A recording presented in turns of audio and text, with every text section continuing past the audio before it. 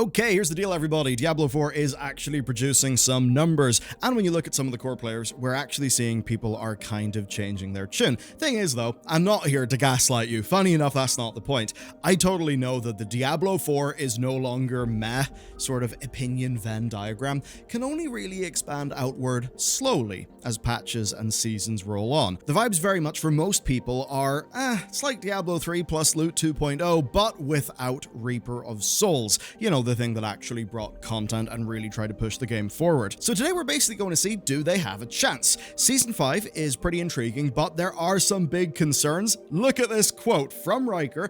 Is Diablo 4 Season 5 in danger?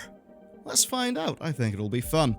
First up, I'm going to talk about what went wrong. So, Rod Fergusson spoke to Windows Central about Vessel of Hatred a little while ago, and he had some decent insights that kind of help us explain why Diablo ended up the way that it was. Again. And I say again because both D3 and D4 launched essentially with borked systems. To TLDR what Rod said, right? They went in the Diablo 2 direction for D4 rather than double down on the Reaper of Souls direction. Now, of course, if you've been playing Diablo 2 Resurrected, that might ring a bit strange for you. His point basically is, like, big grinds. Longer gameplay. So very much not the gigafast chain running greater rifts that you would have been used to in Diablo 3. Now I do think there's been a little bit of a benefit there. I do like having a death limit rather than a timer, so I think that's pretty good. But anyway, to say that that team has had a rough few years is an understatement. Like version 1 of D4 was actually an over-the-shoulder action role-playing game. That would have been completely different. Who knows, maybe they were trying to take on Babylon's Fall.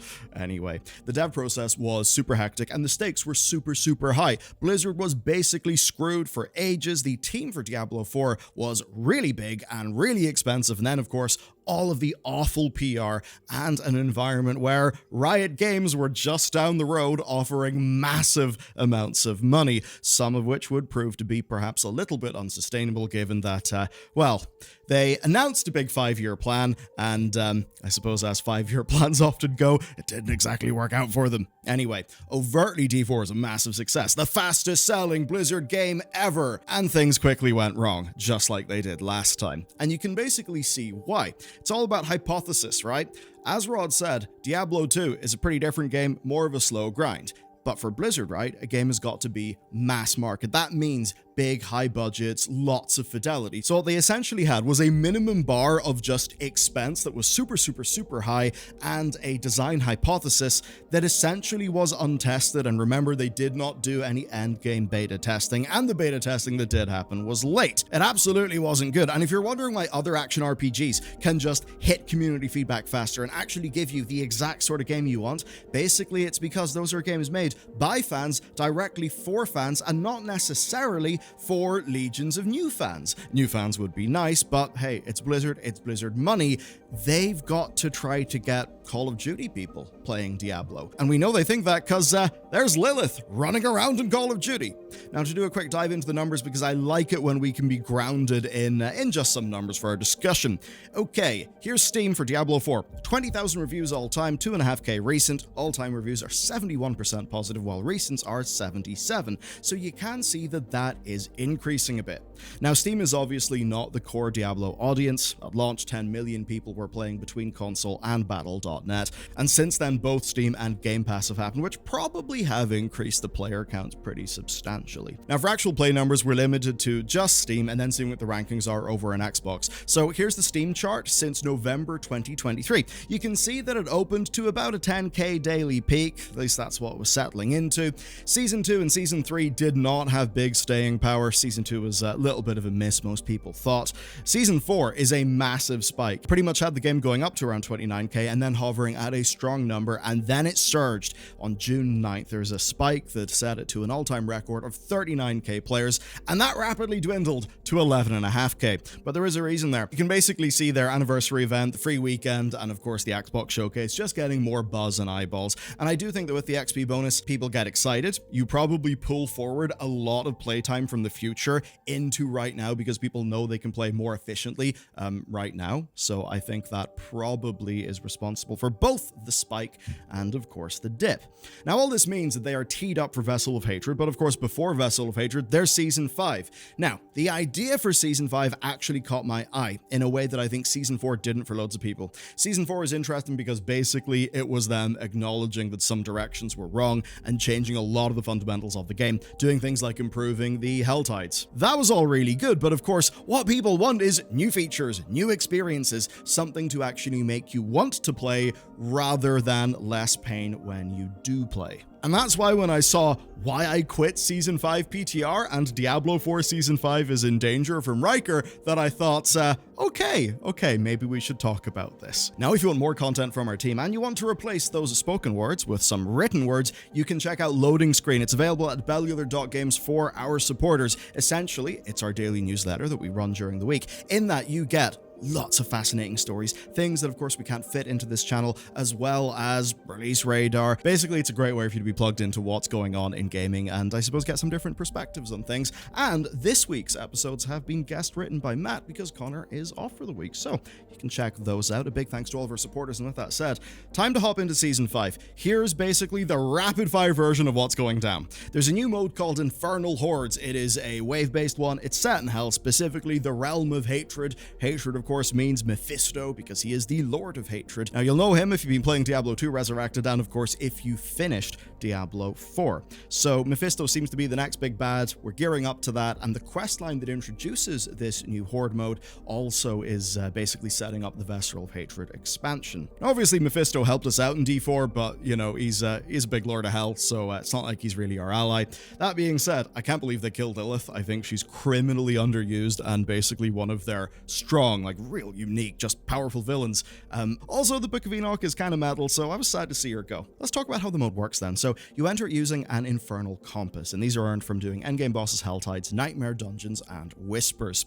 When you're in there, you fight waves of enemies. The waves last 90 seconds, and enemies drop a currency called Aether when they're killed. Then at the end of a wave, you can choose between one of 3 Infernal Offers. Now, an Infernal Offer is basically a boon and a bane. It's kind of like a kiss-curse design. Blizzard gave an example of increased elite damage done against you, but also you getting more Aether whenever you kill them.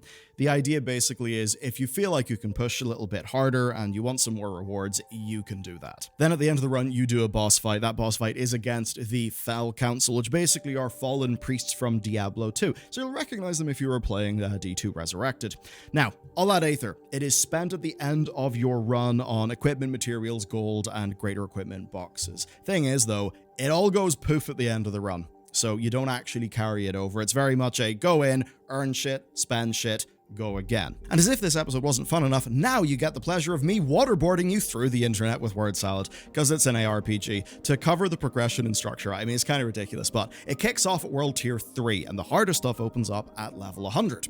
Now, there are 8 tiers of Infernal Compass, but those tiers of Compass only drop at World Tiers 3 and 4. You'll then need Abyssal Scrolls to upgrade the tier of your compasses up to Tier 8. We got tiers within tiers, currencies and currencies. I really do think that these games rely too much on currencies. I wish there was a different way of doing this kind of thing, because man, it just seems like if you want to acquire new players, this is a great way to confuse them and make sure they don't come back. Now, there's also good quality of life things. I'll rattle through them. There's no longer the need to reset dungeons to replay a endgame boss because basically they've added in a summoning altar and you can just summon it. Varshan now only requires malignant hearts. The other items that used to spawn him in are removed. They've made endgame bosses drop more gold instead of rare quality items, which is definitely quite nice. Beast and Ice summoning has been streamlined. Whisper bounties are actually faster to complete, and Hell Tides will spawn with enough Whisper bounties to earn 10 Grim Favors. Again, I know, word salad. What it basically means, though, is you do a Hell Tide, you get some nice progression, you go back to the tree because you got your 10 Grim Favors, and then you get some more loot. They've also made the threat scaling a bit more consistent in Hell Tides, but they've dropped the Hell Tide heart drop rate. It was kind of ridiculous, and basically you could just like chain kill the Hell Tide boss pretty much for the duration of the Helltide if you happen to be in a decent shard. They've also made it so that unique and mythic uniques can be found in Whispering Caches, the O-Ball Gambler NPC, and Tortured Gift chests in Helltide, so that means more players can get those, and they've increased the drop rate of the mythic uniques outside of bosses. Treasure Goblins are also a bit more rewarding, and more classes can use more weapons. Next then, for UI, actually some great stuff. There's an auto pin where the game will put a map pin on the destination of your selected quest or task, and that pairs with a compass, which is basically going to be part of your HUD. It'll circle around the player and point you to your map pin, which is really nice. So it's got good synergy with the auto pin. It's not quite the sort of map overlay in the middle of the screen that a lot of the big big grinders want, but it still is nice. And they've also done an interesting thing, an optional feature for audio navigation that gives you spatial audio cues to direct you to your pin. That's actually kind of fascinating to me. We've got so many senses, and sometimes games don't use all of them, so the idea that you could actually hear where you're going, I think that's actually kind of neat. That all sounds like a pretty good plan, but of course, no plan survives contact with the enemy, and the good news is, at least that contact is happening on the PTR, rather than it being live and a bit screwed, like with Season 3. Now, one of my go-to guys as somebody who is, I'm casually interested in the genre, but I'm not like a hyper gamer of the genre, so went to Riker to learn a little bit more because he's been doing some PTR testing. Basically, right, he found that the bosses at the end are essentially a good idea. Fighting 3 bosses at once ends up being more engaging than just fighting a single boss. I think that's definitely true. A lot of the Diablo single bosses, at least in D4, they end up being pretty boring. His problem, though, was the different combinations of that council fight didn't feel meaningfully different enough. And fundamentally, he does enjoy the mode, but basically there are worries. So you have the traditional problem where when it's too easy, the game mechanics basically don't matter. That's always challenging in a game like Diablo because that's very, very much an efficiency-minded video game. As an example, so much of, say, World of Warcraft's features for a long time outside of Mythic Plus dungeons and raids, they've just been piss easy by default, which has meant that none of the design that went into them mattered, which is actually why I'm pretty excited about Delves in the new WoW expansion. Turns out, when you actually tune your mechanics to matter, they matter, and that can make a fun game. Now, the good news is that can actually happen here. Per Riker, choosing boons and banes actually did feel meaningful. But there are problems. Some bosses have just got way too much health to the point where it seems to be like a PTR bug, and boon choices have a design that is very much about how greedy you want to go. This is something Riker enjoyed. He did say that maybe more build-altering builds would have been fun. I guess my perspective on that is I can see how there's a design scope issue here. They probably want to do this so that it's decently generic so as to not interfere with buildcraft, and then also to manage development time. So Season 6 is launching with Vessel of Hatred, or probably quite shortly after it. That's actually kind of relevant because we currently believe that the Diablo team is largely split into a live and expansion team, so there's definitely going to be some sort of merging of things between those teams, because Season 6 will of course be built atop Vessel of Hatred. Now, there are other problems. He said that it's, to do with the quote actually, because it's a pretty good one, it's not nearly rewarding enough, not by a mile. Rewards need to be increased by an order of magnitude, if not multiple. So multiple orders of magnitude, I mean, hey, I'll take 1,000x the rewards, but I do get the point here. Slow rewards were a launch problem. Both D3 and D4 saw that increasing the pace, or at least increasing or improving the signal to noise ratio of rewards, really did help. Problem here, though, is that failure equals no rewards, and all the aether that you will have got would just disappear. Now, that can happen in some roguelike games, but usually there is a way to get some progression in between runs. So for this mode, it basically means you either collect the compasses over a while and then speed farm it at a low difficulty, in which case it's kind of mind-numbing and also probably not rewarding enough, or you ratchet up the difficulty to a point where it's actually fun, and the risk-reward gameplay of the boons and banes feels great, but because you go to 0 if you fail, that massively impacts your efficiency to the negative, and that will mean that a lot of players will basically not want to deal with the mode. Now, I can see why the devs would do that, but to me it does feel like a bit of an optics problem. I mean, there's design stuff to talk about, yes, but optics. So a lot of players will think, oh, Diablo 4, not exactly sure about that, and then they might hear that, oh, whenever you die, it's just maybe the 20 minutes you put into the pretty hard Infernal Horde. That 20 minutes is just evaporated and has been rendered completely useless. To a lot of people, that'll just feel like an aggravating design, the sort of thing that could just make people not bother engaging with the system in the first place. So Riker's overall take basically is there's great quality of life changes, and there is potential with this mode. It will need refinement, and there are also problems with Sorcerer. I think that's really been the main one. Basically, some nerfs hit them hard. It doesn't really seem like there's been buffs to compensate. And I'd certainly say, I do think that it is okay to nerf in games. There's a sort of a new only do buffs movement. Thing is, though, some designs just break, right? If you do not nerf them. Essentially, this is what happens when you have multiplicative interactions rather than additive interactions. Things can go out of hand and you may need to just change how stuff works at a fundamental level, like, you know, just by the maths. Thing is, though, while you do have to do that, you still are managing a player relationship, so when those nerfs do happen, I really think they need to be bundled with compensation buffs. That needs to be a bundle thing, not just a, hey, we've punched you in the nuts, and maybe we'll make you feel better in 2 weeks with a patch. So, if I was to do the bear case here, they've done a new mode, it seems interesting, but it may not fit Diablo 4. If I was to put forward the bull case, I would say that look at Season 3. Season 3 launched with no PTR, and it really was a bit of a disaster for a few days because they rapidly changed up a bunch of things, and they really turned around player sentiment. I've got to imagine they were planning a PTR in general, but I think the Season 3 thing really just highlighted the need for one. That does mean that by the time this actually hits players, it should be better. I mean, I'll certainly say, like, listening to Riker's ideas of how to polish this thing up, I think they were really solid. One of them, right, was that if you die, well, instead of just all of your Aether going kaput, how about you go into some sort of shop room where you can buy permanent buffs with your Aether?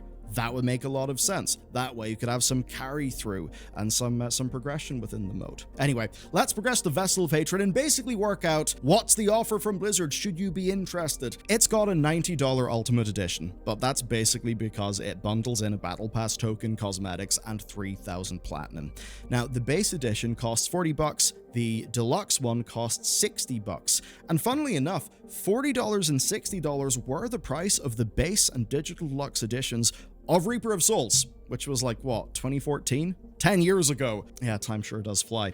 Obviously, though, the big difference is in the in-game monetization. Obviously, Blizzard's side of that is, yes, we do have $25 or $30, cosmetics in our store, but we're doing that because we need to fund all of the live service stuff. And I do understand the need to fund the live service stuff. I just don't really like their specific implementation. Gotta say, one thing that really did make me laugh, though, is one of the pre-order bonuses is the Mother's Lament legendary gem for Diablo Immortal. I'd almost like to go back to Diablo Immortal just to see what the hell is going on. How much more goofy and weird has it got? Anyway, one good thing I will note is there's no expansion early access. I've got to imagine they'll do it in the future, and I'm surprised they didn't do it here. Well, that certainly is a good thing. Vessel of Hatred has got to do things that go beyond the dedicated ARPG genre to actually win people in. And they need to do that kind of thing because the development of a game like that is so expensive. They have just massive teams, essentially. I mean, at one point, I know that the D4 team was pretty much the largest one at Blizzard. I don't know if that's still the case, and we do know there were a few Diablo-related layoffs in the big Microsoft cuts. But still, it does seem to be a big team, and that basically means a absurd run rate on a monthly basis, and that means they've got to make the money. Because this is not a situation where the profits of this game go into the coffers of Blizzard and everybody is happy. No, Blizzard in the past was a publicly traded company that had one big bad set of incentives. Now, it of course exists under Microsoft, another publicly traded company, which still does mean that a lot of those rough sort of incentives are still there, as compared to places who have got a more private ownership structure. Thing is, though, that makes things a little bit tricky with competition in this space. They've got to go for that broad audience to actually get their money back in, but doing that is sometimes going to be to the detriment of the most dedicated fans. Fans who will probably be playing Path of Exile 2 early access. Now, in terms of endgame features, we don't know everything for Vessel of Hatred, obviously, but we know they're doing, a co-op endgame dungeon that's supposed to be pretty damn hard. That's maybe giving me a bit of a reminder of, I don't know, like a Lost Ark raid or something. That definitely feels like the older design of Diablo 4. So again, will you have that problem where the live team have learned loads and loads and loads of lessons, but the problem is the learnings of those lessons came in too late to be basically worked in to the core design document, right? The sort of hypothesis that they were setting forth with Vessel of Hatred. So we'll have to see what it's like when it makes contact with the enemy. And by the enemy, I mean us, the players. And if you want my personal take on Vessel of Hatred, basically it is this. stuff looks pretty interesting. I love the feel of the Diablo world. The cinematic that they showed off recently, I thought was absolutely goddamn spectacular, and I want an RPG of that. I love the tone. I love the visuals. The world building, the little details in D4 were really nice. Thing is, though, it felt like a game with a bit of an identity crisis, essentially a push and pull between the very broad audience that they want to achieve and then the people who actually stick around and play the seasons. I think that push and pull will still be a factor in Vessel of Hatred. It's introducing mercenaries to fight with you, and as much as the new class looks cool and certainly is very, very well themed with the expansion, it's not the Paladin or the Crusader, which are kind of like massive fan favorites, sword and board, holy light, big, smashy god energy archetypes, which we know are fundamentally appealing.